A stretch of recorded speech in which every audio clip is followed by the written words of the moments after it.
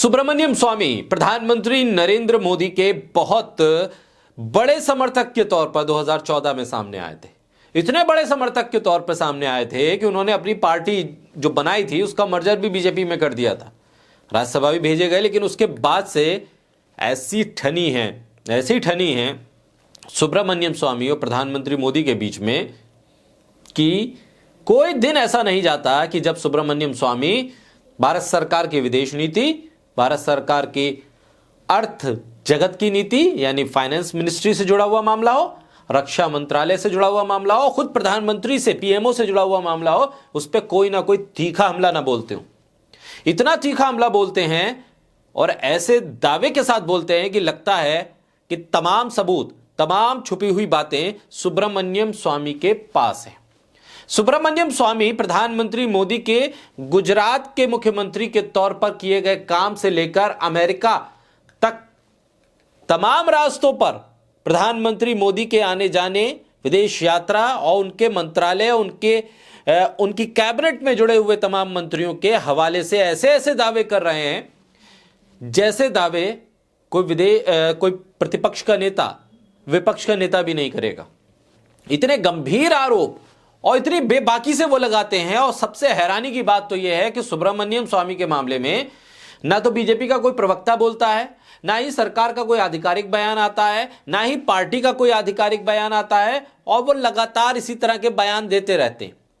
यूं तो अगर राहुल गांधी या विपक्ष का कोई नेता प्रधानमंत्री मोदी को लेकर कोई व्यक्तिगत टिप्पणी कर दे या पार्टी को लेकर कोई टिप्पणी कर दे, व्यक्तिगत ना सही नीतियों को लेकर आलोचना कर दे, तो बीजेपी के नेता ट्विटर पर लगातार लोगों को ट्रोल करने लगते हैं, पुतले फूके जाने लगते हैं, विपक्ष के नेताओं के प्रदर्शन होने लगते हैं और तीखे बयान आने लगते हैं। लेकिन सुब्रमण्यम स्वामी को लेकर आज तक बीजेपी की तरफ से कोई विरोध नहीं हुआ उनके एक भी बयान का। यह सबसे बड़ा सवाल है कि आखिर क्यों खामोशी है। क्या आप उनके उठाए गए सवालों को या उनके लगाए गए आरोपों को आप अगर दरकिनार करने की कोशिश करेंगे तो आपको लगता है कि मामला और बढ़ जाएगा, इसलिए उनको इग्नोर करने की पॉलिसी बीजेपी ने अपना ली है। बहरहाल अभी एप्स्टीन फाइल का मामला सामने आया और एप्स्टीन फाइल में प्रधानमंत्री मोदी का नाम भी आया है और एक मेल का हवाला भी दिया गया है। और इस हवाले से और उस एप्स्टीन फाइल में जो जो नाम आए हैं और वहां जो भी गया और वहां क्या होता था, किस तरह से नाबालिग लड़कियों के साथ यौन शोषण या फिर जिस तरह से वहां पर काम होते थे, उन तमाम के हवाले से सुब्रमण्यम स्वामी शायद एक बातचीत के दौरान गुजरात में उनके मुख्यमंत्री रहते हुए क्या कुछ हुआ उसका जिक्र करते हैं। और गुजरात में उनके मुख्यमंत्री रहते हुए क्या कुछ हुआ और वहां से लेकर अमेरिका तक, एप्स्टीन फाइल तक, वो तमाम सिलसिले को जोड़ते हुए हरदीप सिंह पुरी का नाम भी जोड़ते हैं और बहुत ही गंभीर आरोप लगाते हैं और ऐसे शब्द, दलाल जैसे शब्दों का इस्तेमाल कर देते हैं।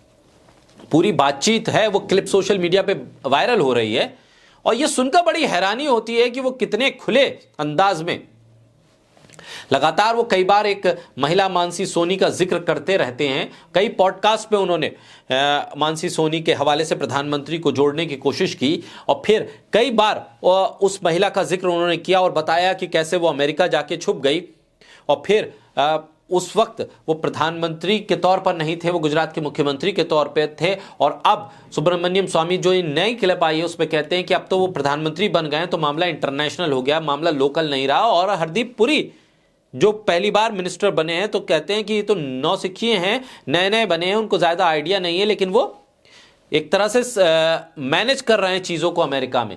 ये बड़ा गंभीर आरोप लगाया उन्होंने। और इन तमाम आरोपों के बीच में एप्स्टीन फाइल में प्रधानमंत्री का नाम सिर्फ आ जाना और उस पर सरकार की तरफ से सफाई आना कि भाई ऐसा कुछ नहीं है।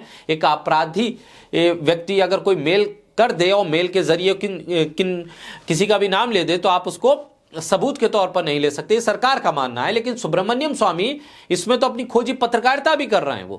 वो अपने तमाम आरोपों को सही साबित करने की कोशिश कर रहे हैं। वो ये बताने की कोशिश कर रहे हैं कि मानसी सोनी का जिक्र जो मैं बार बार करता हूं और मानसी सोनी के गायब होने का जिक्र बार बार करता हूं, उसके अमेरिका जाने का बार बार जिक्र करता हूं, तो फिर ये मामला अब अमेरिका तक सीधे पहुंच गया है और वहां एप्स्टीन फाइल में प्रधानमंत्री के तौर पर नरेंद्र मोदी का नाम आना और मानसी सोनी का गुजरात में प्रधानमंत्री न रहते हुए गुजरात के मुख्यमंत्री के तौर पर नरेंद्र मोदी का नाम आना, इन तमाम कड़ियों को वो जोड़कर इस बातचीत में आगे बात करते हैं। मामला बहुत गंभीर है, लेकिन इस पर सुब्रमण्यम स्वामी जब इतनी बेबाकी से बात करते हैं तो फिर उनको कोई रोक क्यों नहीं रहा?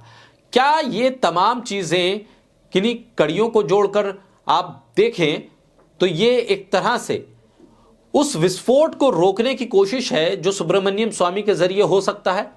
सुब्रमण्यम स्वामी को तवज्जो ना देकर एक बड़े खतरे को मोल लेना नहीं चाहती है बीजेपी, क्योंकि ऐसा कुछ है नहीं। इस बात का जिक्र किया जा सकता है कि सुब्रमण्यम स्वामी जो कह रहे हैं उससे न बीजेपी का लेना देना है न प्रधानमंत्री का लेना देना है। ये उनका अपना व्यक्तिगत आरोप हो सकते हैं और इस पर हम मानहानि का दावा कर रहे हैं। इस तरह के तो कम से कम बयान आने चाहिए। पार्टी से तो निकाला जाना चाहिए सुब्रमण्यम स्वामी को, लेकिन वो भी नहीं हो रहा। इन तमाम चीजों के बीच में ये बातचीत बड़ी गंभीर आरोप लगा रही है। सुब्रमण्यम स्वामी जिस बेबाकी के साथ एप्स्टीन फाइल और अमेरिका तक हरदीप पुरी का पहुंचना और हरदीप पुरी के जरिए प्रधानमंत्री को फैसिलिटेट करवाना और फिर गुजरात के मुख्यमंत्री के तौर पर मानसी सोनी का जिक्र जिस तरह से सुब्रमण्यम स्वामी करते हैं और एक मंच नहीं कई मंचों पर लगातार उन्होंने किया, वो बहुत गंभीर संकेत दे रहा है। वो ये इस बात के संकेत है कि बहुत कुछ शायद दबा हुआ है जो बाहर निकले ना, इसलिए सुब्रमण्यम स्वामी को तवज्जो नहीं दी जा रही है। और दूसरी तरफ सवाल यह भी है कि सुब्रमण्यम स्वामी इतनी बेबाकी से और इतने दावे के साथ अगर तमाम चीजें कह रहे हैं तो बाकी सबूत क्या हैं? वो पब्लिक के सामने एक बड़ी प्रेस कॉन्फ्रेंस करके क्यों नहीं रखते हैं? वो सिर्फ एक इशारा देकर चले जाते हैं, किसी पॉडकास्ट पे कोई अपनी बात कह देते हैं। अगर उन्हें लग रहा है कि उनके पास जो दावे हैं वो सही हैं तो फिर उसको लेकर एक फुल टू प्रेस कॉन्फ्रेंस क्यों नहीं करते हैं? खुलकर उन पर तमाम चीजों पर मोर्चा क्यों नहीं ले रहे हैं? वो सिर्फ एक पॉडकास्ट या किसी एक इंटरव्यू तक सीमित रहकर कैसे इन तमाम चीजों पर बार बार वही बयान रिपीट क्यों कर रहे हैं? क्या ये ऐसा मामला है जिस मामले से पीछा बीजेपी या प्रधानमंत्री के तौर पर पीएमओ की तरफ से छुड़ाने की कोशिश इसलिए नहीं हो रही है कि आप जितना इस मामले में तवज्जो देंगे ये आपके सर पे उतना ही आएगा? बहरहाल सुब्रमण्यम स्वामी का ये ताजा बयान का जो क्लिप है वो सोशल मीडिया पे वायरल हो रहा है। अब इस पे कितनी सच्चाई है, कितना भ्रम है, कितना फैक्ट चेक है, क्या है? इस पे हैरानी की बात तो है कि पीआईबी भी उनके किसी बयान का फैक्ट चेक नहीं करता, जबकि पीआईबी के पास भी आधिकारिक तौर पर फैक्ट चेक यूनिट है। उसे भी फैक्ट चेक करना चाहिए और इसे भ्रामक बताना चाहिए, लेकिन ऐसा हो नहीं रहा। इसलिए शंका आशंकाओं के बीच में दुविधा खड़ी हो जाती है तमाम दर्शकों के लिए, तमाम सुनने और जानने वालों के लिए।